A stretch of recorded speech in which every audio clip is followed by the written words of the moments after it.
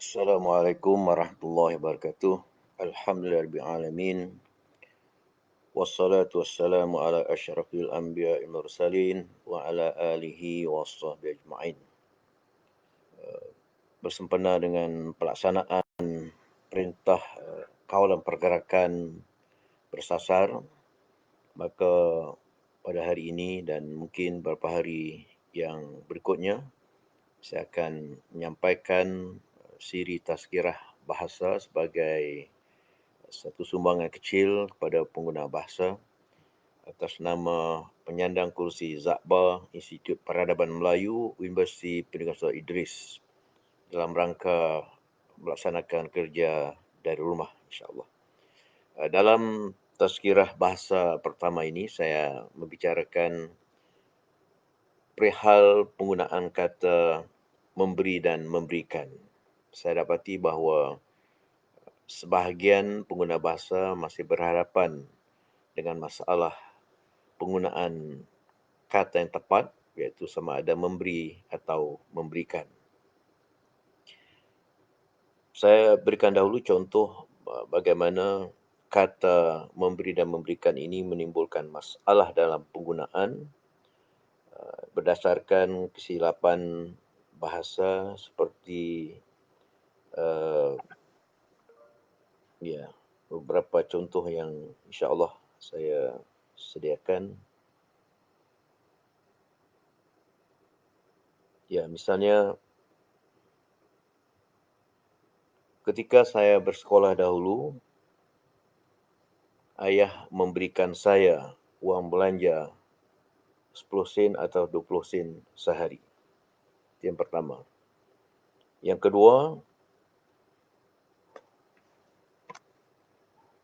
kerajaan memberikan golongan miskin bantuan sara hidup.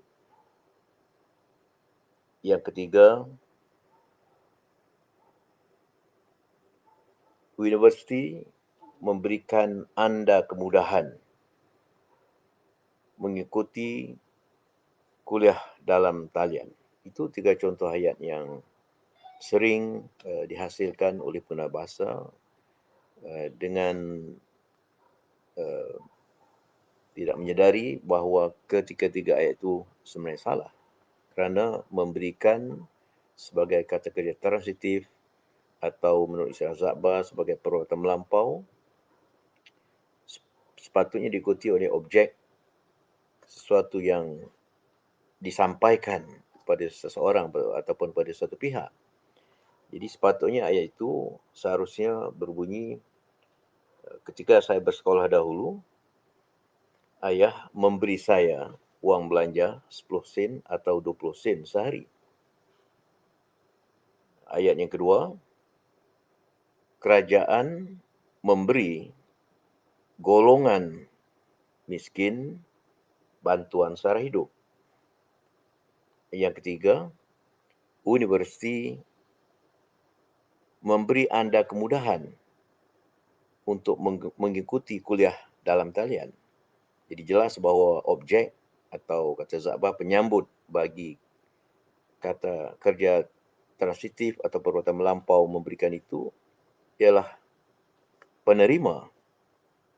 Dalam contoh pertama tadi, ayah memberi saya menerima sesuatu. Apa yang saya terima iaitu belanja sekolah 10 sen atau 20 sen sehari.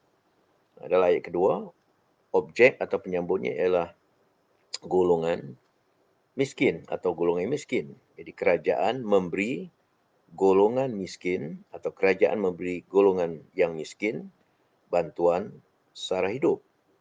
Jadi penerima ialah objek penerimanya ialah golongan miskin atau golongannya miskin. Dalam ayat ketiga, universiti memberi anda ialah objek atau penyambut yang menerima sesuatu. Apakah yang diterima? Iaitu kemudahan untuk mengikuti kuliah dalam talian. Jelas. Dan untuk kata memberikan, kita boleh menggunakan kata memberikan dengan objek atau penyambutnya sesuatu yang disampaikan kepada sesuatu pihak. Berdasarkan ayat tadi, misalnya, anda dapat menghasilkan ayat pertama, iaitu ketika saya bersekolah dahulu, ayah memberikan wang belanja 10 sen atau 20 sen sehari pada saya. Jadi, kata kerja transitif atau perbuatan melampau memberikan diikuti oleh objek yang disampaikan, iaitu wang belanja 10 sen atau 20 sen sehari. Demikian juga dalam ayat kedua, kerajaan memberikan bantuan sara hidup kepada golongan miskin. Kata kerja transitif atau perbuatan melampau memberikan diikuti oleh objek sesuatu yang disampaikan. Apakah yang disampaikan? Bantuan sara hidup. Kepada siapa? Kepada golongan miskin. Sementara dalam ayat ketiga, universiti memberikan kemudahan. Ya, objeknya panjang, kemudahan mengikuti atau kemudahan untuk mengikuti kuliah dalam talian. Itu ialah objek kepada kata kerja transitif atau perbuatan melampau memberikan, iaitu sesuatu yang disampaikan, sesuatu yang diterima, bukan objek penerima.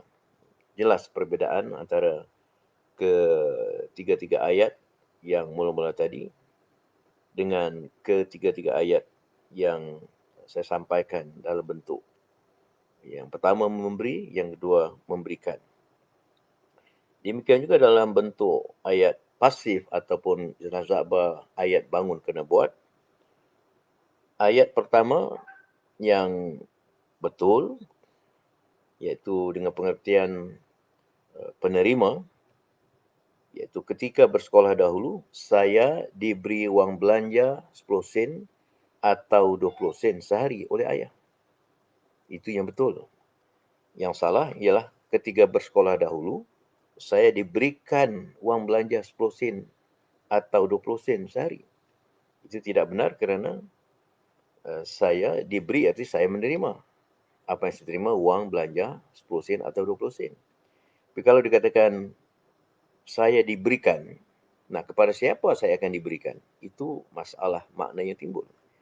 Demikian juga ayat yang kedua tadi, apabila dijadikan ayat pasif atau ayat bangun kena buat, golongan yang miskin diberi bantuan sara hidup oleh kerajaan. Golongan yang miskin diberi bantuan sara hidup oleh kerajaan. Golongan yang miskin sebagai subjek penerima. Golongan miskin diberi bantuan.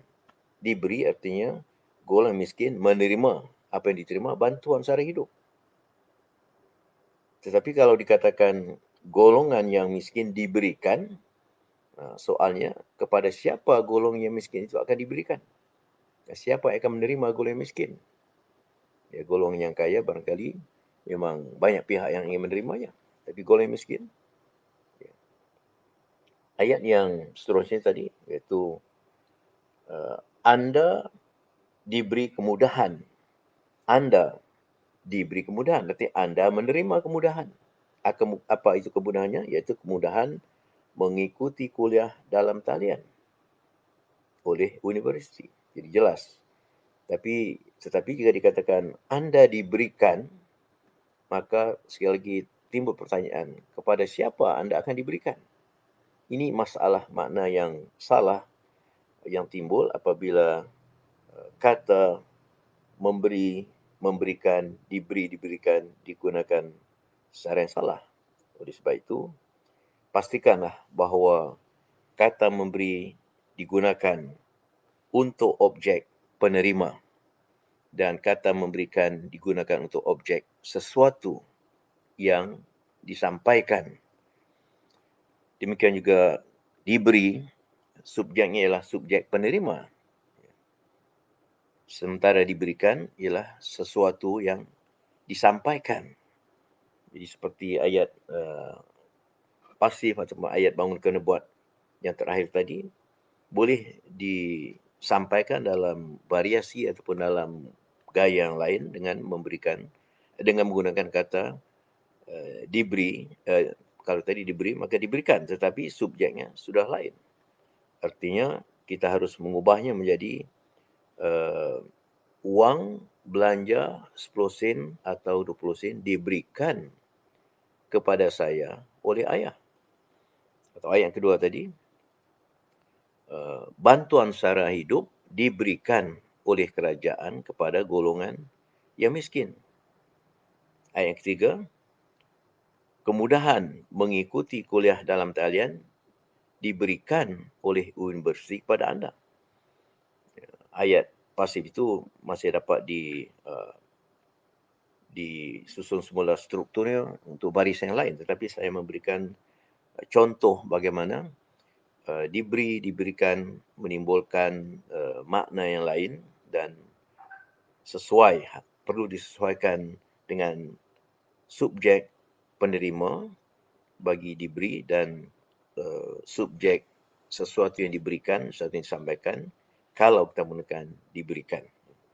Jadi demikianlah secara ringkas, mungkin pada waktu akan datang dapat saya sediakan sedikit infografik yang dapat ditayangkan untuk lebih jelas. Bagaimanapun bahan yang saya sampaikan dalam tazkirah bahasa bilangan pertama ini ada saya siarkan dalam halaman Facebook saya di Facebook peribadi dalam kumpulan Facebook kenalan teman dan kenalan rakan dan kenalan Awang Sarian dan juga dalam halaman Awang Sarian Kembara Bahasa oleh Mahwangsa. Mudah-mudahan ada manfaatnya kepada pengguna bahasa untuk kita memantapkan penggunaan bahasa yang tepat dalam tulisan dan juga dalam lisan rasmi terutamanya. Sekian, wabillahi taufiq wal hidayah. Assalamualaikum warahmatullahi wabarakatuh.